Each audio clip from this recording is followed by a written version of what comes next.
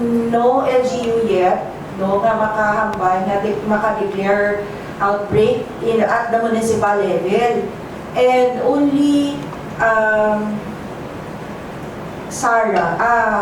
Ahoy and Anilao are qualified to declare barangay outbreaks because they have complied with the requirement that there should be 2 cases in a barangay.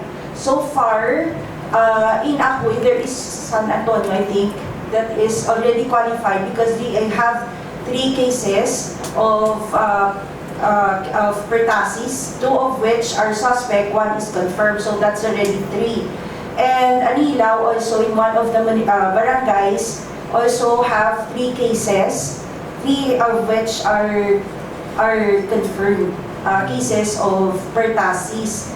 While Santa Barbara, there are 3 cases, confirmed cases, however, they are in different barangays. So they have not fulfilled the criteria of clustering nga dapat 2 or more in a barangay. So they are in a different barangay, so hindi pwede pa-declare na municipal-wide.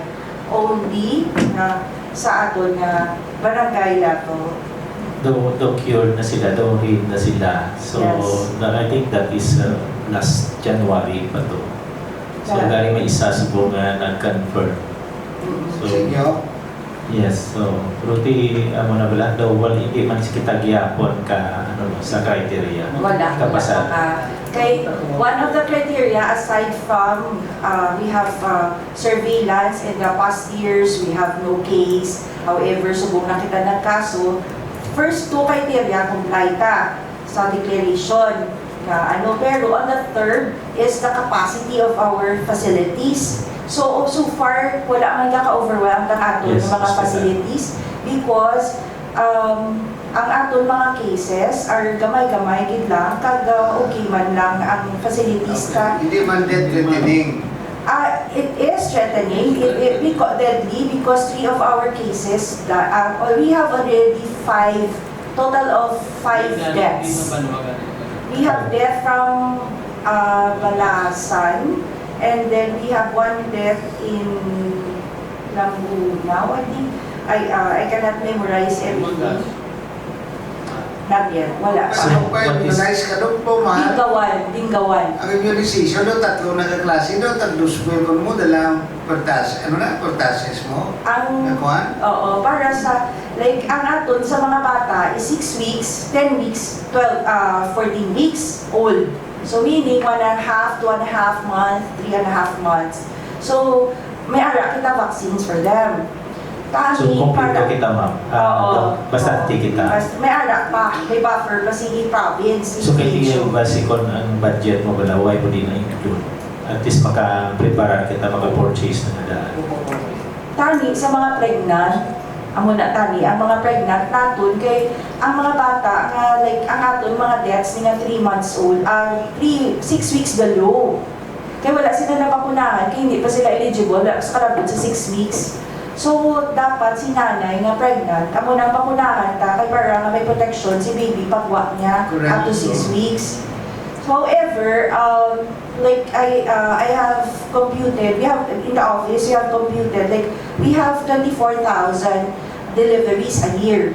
And out of these 24,000 deliveries a year, at least 1/8 ka mga clients in a month, di nga nakalabot sa 7 months, 8 months, 9 months. Kaya ang kilala na matagan si nanay kung 7 months sa mga pregnant, 8 months or 9 months pregnant siya. Para eligible siya for vaccination. This is inisip tabi, for the next 3 months while there is increasing cases of pertussis, times 1, 2, kay nakastorya naman kami sa supplier. So mga more or less, mga 1.8 times 3 months at least, mga 6 million, siguro need naman lang. Kaling what about wala ka budget, hindi ka ka-declare man sa calamity. Yes, Kaya wala pa man comply with the criteria. So, ang ginobra na lang natin na nagbakal kita antibiotic para sa mga bata. Like ang drug of choice is a macrolide, azithromycin. We have already naka-PR na kita for emergency procurement, nasa back, para mai-augment natin sa mga LGUs. So mga more or less, mga 6,688 manaka bottles of azithromycin ay hatag natin sa mga LGUs na as augmentation. So, Dr. ni nga, so kundi, although nga, why kita nag-declare sa state of calamity, but basi pwede man kita ka-appropriate lang amount. Yes. At least mabakal kita sa mga pagbakuna wala sa mga pregnant women natin. At least nga i-aid natin sa ating mga LGU para nga at least hindi rin maglala wala ang sitwasyon. Why kita database board sa pregnant women that May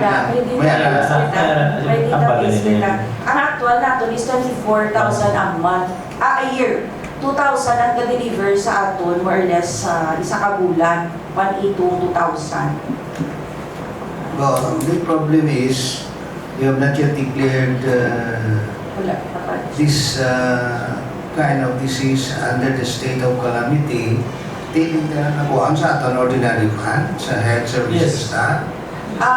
Nag-ano na kami, like ang nangayo kami kay Sir Salinas, ang ginhatag na niya sa amon sa una nga 5 million na for drugs and meds and other supplies. Ang 2 million to kay nakapatinisel sa drugs and meds, ang itong i-procure natin sa azithromycin. Naka-PR na kami, ginatrack lang namin ng PR para maisulod si azithromycin. Yeah. Ang ginagawa ni Board Bonsing ang parte sa vaccination.